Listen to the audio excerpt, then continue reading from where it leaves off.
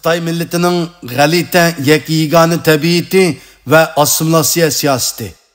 Xitoy Kommunist partiyasining Sharqiy Turkistondagi Uyg'ur va boshqa turkiy millatlarga qarata elib borgan irqiy qirg'inchilik siyosati. Dunyo millatlari orasida irq, til, madaniyat va din bog'lanishlari orqali tuqqanlik munosabati o'rnatilgan millatlar nihoyat ko'p.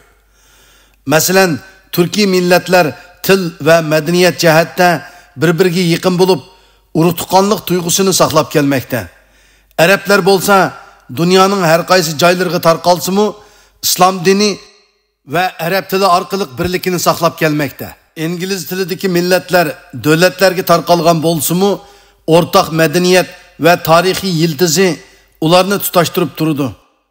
Lekin Xitoy millati o'zicha dunyoda eng yagona millat bo'lib, uning irqi, atalmış madaniyatlik va diniy bog'lanishlari boshqa millatlardek uncha kuchli emas.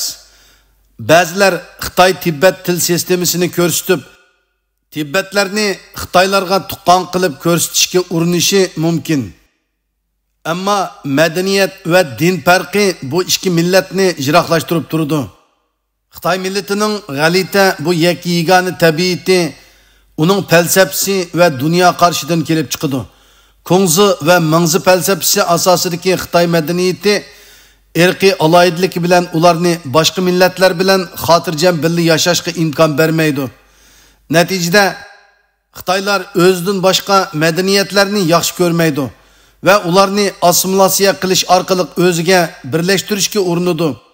Bu ojizligini yepish uchun Xitoylar pul va iqtisodiy manfaat orqali boshqa millatlarni o'ziga bog'lashga tirishadi. Ammo bu yumshoq kuchi uzoqqa bormaydi. Chunki Xitoylarning ayrim bir toifa ekanligini bilganda boshqalar saskinadi va bezor bo'ladi. Xitoy hukumatining Junxo millati hukumi bu assimilyatsiya siyosatining eng ro'shan ifodasidir. Bu hukum Xitoyda yashagan butun millatlarni bir gavda qilgan millat deb ko'rsatadi. Ammo mutaxassislar buning Uyg'urlar va boshqa turkiy millatlarni assimilyatsiya qilishning quroli ekanligini ta'kidlaydi. Tarixdagi Xitoyning cho'ng dadisi Sun Jungshan bu hukmni ishlatib, 5 millatni assimilyatsiya qilib birlashtirishni maqsad qilgan. Iflos kommunistik partiya davrida bu hukm texmi kuchaytirilib, atalmış az sonli millatlarni Xitoy madaniyatiga birlashtirishga ishlatgan. Natijada Xitoyda nurg'un millatlar assimilyatsiya qilinib, o'zligini yo'qotmoqda. Sharqiy Turkistondagi Uyg'urlar bu siyosatning eng cho'ng qurbonidir. Xitoy hukumati 2014-yildan boshlab Sharqiy Turkistondagi Uyg'ur va boshqa turkiy xalqlarga qarata irqiy qirg'inchilik siyosatini texmi kuchlantirdi. Bu siyosat Uyg'urlarning jini, tili, madaniyati va dinini yo'qotishga qartilgan bo'lib, Birlashgan Davlatlar Tashkiloti, Amaliy huquq kuzatish tashkiloti va xalqaro kechirim tashkiloti, ya'ni Amnesty International qatorliq tashkilotlarning dokladlarida irqiy qirg'inchilik, ya'ni genocide deb ta'kidlangan. 9 milliondan ortiq Uyg'ur va boshqa turkiy xalqlar Xitoy barpo qilgan jazo lagerlariga qamalgan. Ularga qiyin qistoq elib berilgan. Tug'utini kontrol qilish orqali Uyg'ur nopusini azaytishga uringan. Bu Uyg'urlarning misli ko'rilmagan darajadagi irqiy qirg'inchilik kechirmishi va milliy assimilyatsiyasidir. Xitoy hukumati bu aybnomlarga qarshi turib, ularni yolg'on deb rad qiladi va o'zining siyosatini terrorlikka qarshi turish deb aqlaydi.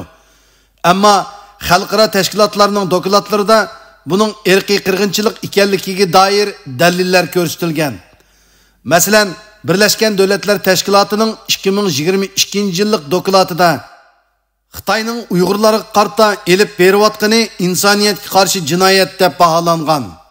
Bu ahvol xalqaro jamiyatning diqqatini tortmoqda.